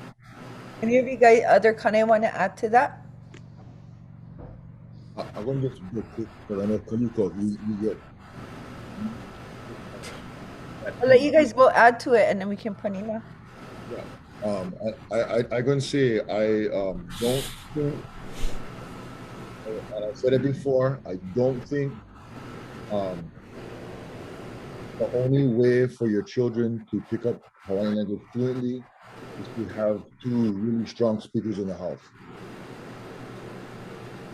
And that's one thing. I think for the individual that speaks Hawaiian, I don't know what type of person you folks are or whatever, but you gotta commit. And commit means commit. You can talk to anybody else in English, but once you turn to that child, they only get that Olo Hawaii. Like this is an uphill climb for our children. Just remember that. But I also share, this is a triumph, is that with the kids is makuahine. And when we met, we met like you guys. And she never even go university. She learned Olelo in the home because I just told her, it's like, hey, I'm not gonna, I'm not gonna speak English anymore in the house. Was that okay? And it was just like, by doing that and sitting with her and walking her through lessons. I mean, the kids have videos because they don't remember her like that. They were so young when she was learning. And again, she never go UH. She never go college. Level. That by the time that they can, that enough consciousness was there to recall, they cannot recall her speaking English to them. Even though now, like they have like when they're little babies in the videos and she's talking English to them when they're baby. They're like, Mom, what the? Hānai Kiaʻi.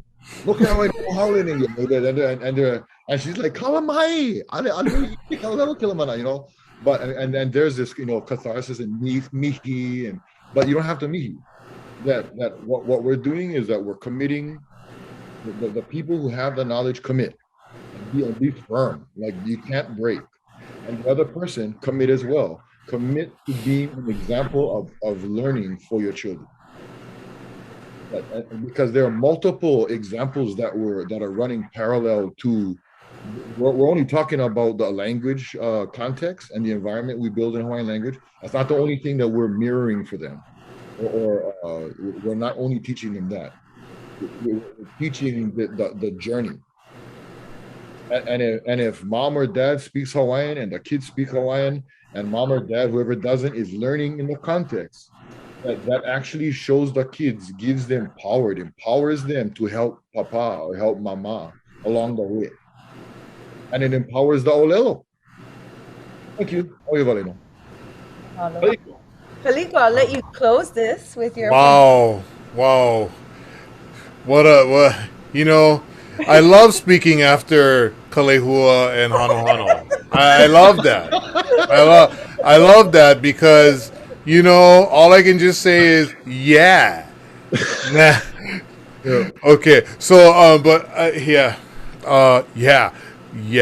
I think that the original question was somewhere around the line, somewhere around the lines of how do you get over these pilina that develop and can be Olelo Hawaii pilina going forward.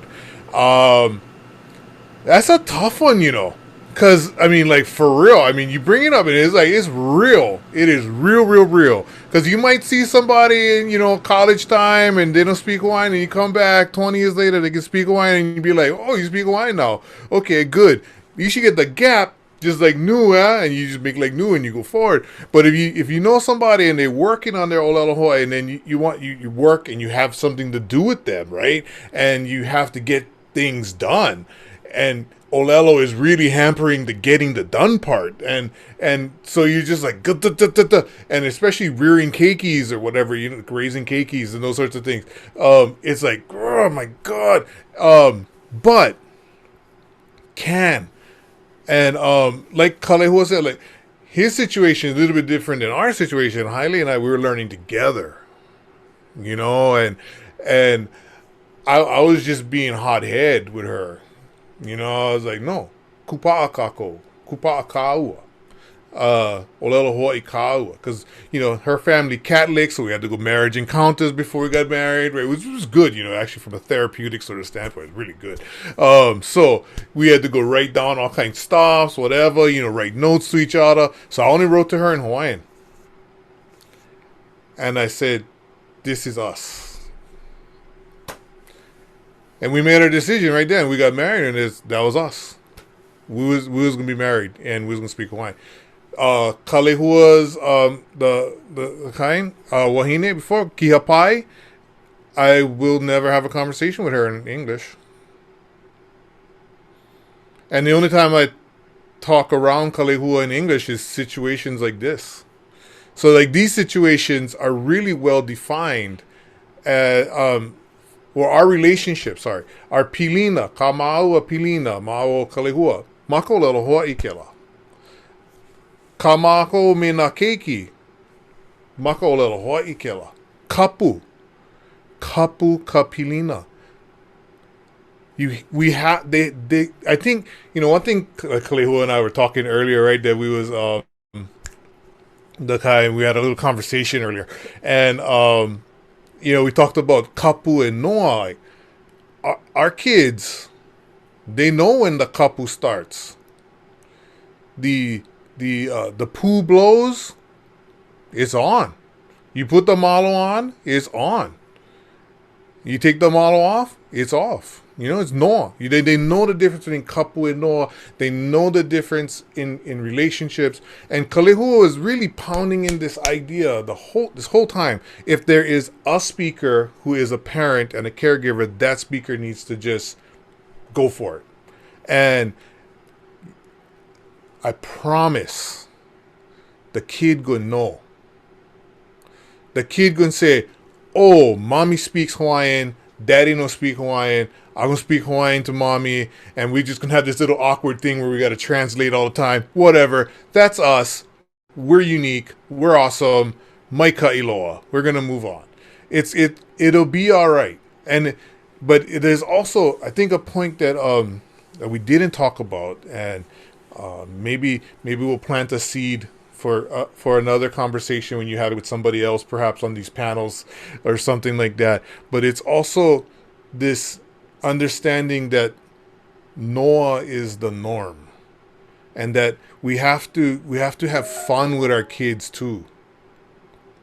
And we have to enjoy them and not sort of always have the kapu of Olelo Hawaii on them, even though it's there in our communicative practice or whatever. It's just, but we have to enjoy life with them.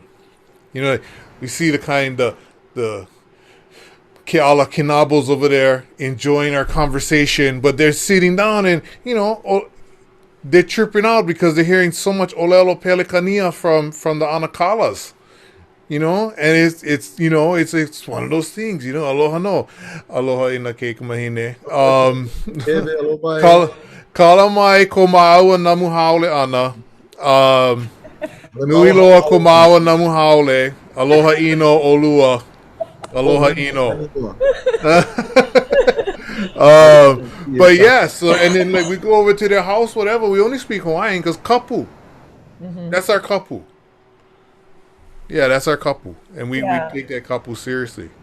Yeah, but then we got to figure out how to negotiate the noa into that so that we can enjoy life, yet move through life in a way that the kids don't get burnt out. Yeah, and she used the word bond. Some of you use the word ho'ohiki.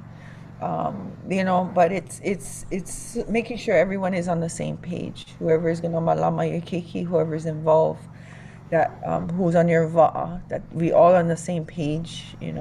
For me, Olelo Hawaii Vau and Hano doesn't Olelo Hawaii. I've been a very active kumu in all of my keikis' lives.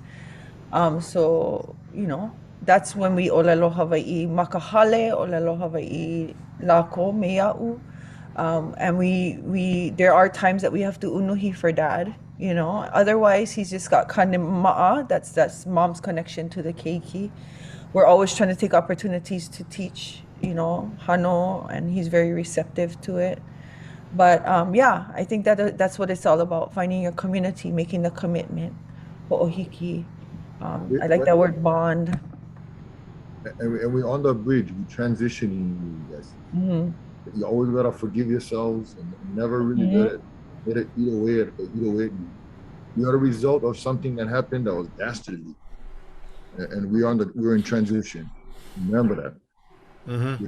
All of that pain and all of the sometimes the disagreements and the struggle, it's a result because of who we are, who we've come to be now. But we gotta just forgive ourselves. Remember the transition. And I saw this. Sorry, just real quick. This question. Just make sure you get. I can tell you the kids will learn Olelo. There's plenty examples. Even if no more two speakers in the house, even if you can let them learn, from two to them. I'm gonna tell you that the hardest thing is that you cannot raise a proper Hawaiian child separate from kupuna. That's almost the antithesis of Hawaiianness. So we've got to find this blend, and I believe that the blend is somebody got to commit all the time, at least one person all the time, if not two, because once that happens, you let them go to the kupuna. Them they're not gonna break. It's not gonna hurt them. The brain can do way more than we think. Yeah. Was that Leilani's Nino that you're addressing, Kalehua? Halimau pupu e nanaku wau. Linanino, Sakamoto. My ka'i. Okay. Oh, you guys, mahalo nui. I'm gonna bring this to close. Real quick, if you guys in a minute could share things that ko hanana i keia manawa. What is up? I keia makahiki nei. What are you guys up to? I heard you're gonna publish a puke, Kaliko, or something like that, or we got a puke coming out. We have that for sure. On Mo'olelo, the Foundation of Hawaiian Knowledge, Kalehua is an author. Others are authors in there. Yeah, there's a lot of us in there. It's Hānai Kiaʻi under Hawaii Nui Akea. It's exciting. We're going over Kaho'olawe next week for Makahiki, send Lono off in the Va'a, off Kiaʻi Kahiki, and we're excited about that. And I don't know, linguistically speaking, we've kind of actually Kalehua is the one that sort of inspired this word for me, but it's ho'onu'unu'u. We've incorporated that into our ceremonies, which is kind of boastfully talking, chanting about our offerings. So it's sort of upping the linguistic wage, I guess, or upping the linguistic value within the ceremony for everybody. It's not just o o mea no mea maiau and ea ka ho'okupu mea. It's not that simple sort of ho'okupu presentation that everybody used to like drop loads over just preparing for it. Now we're talking, Hokas, you better have some lines. You better have 10 lines, 20 lines about this whole kupu and why Lono should come down and shed some rain on Koholave. Otherwise, because we're taking that next step, right? So whole new, it's kind of exciting. It's just like 4 or 5 years we've been doing it. It's pretty exciting. I don't know. Yeah. Maybe Kalehua. Okay, it was my turn. I think Molokai is frozen up in here. Okay, my guy. Probably did something. I honestly my initial introduction. Yes, I'm a principal at a charter school. And part of the challenge, we get one of our teachers, one of our recent teachers on here, that kind of understands a little bit more of the process of trying to now reach back into a community and build more knowledge into the community, build more language programs into our community. So yeah, that's what we're doing.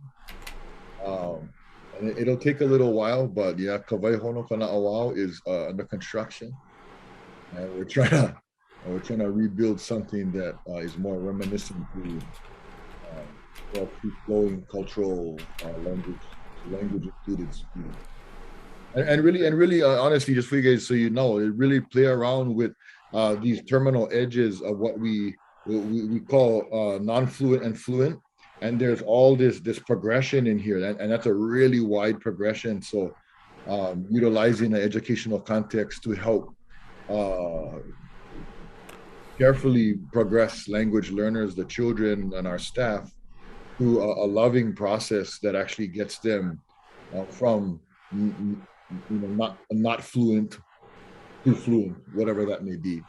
And I think our educational systems don't allow us to do that right now. It's either Kayapuni or English, and it's really, black and white. But I think there's a lot of gray in the realm of language transition. And so we're going to be doing a lot of work in that realm.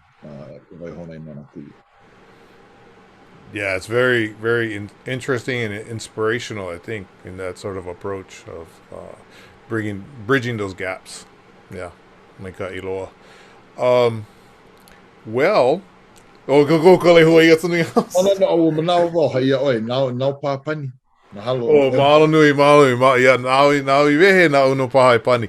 Well, nalila e kapoe nani ako kua mai, mahalo ko ho'omana nui ana I kia mo hu'olelo a mako I ho'olelik nei I luna o ke ia zui a kako e noho nei.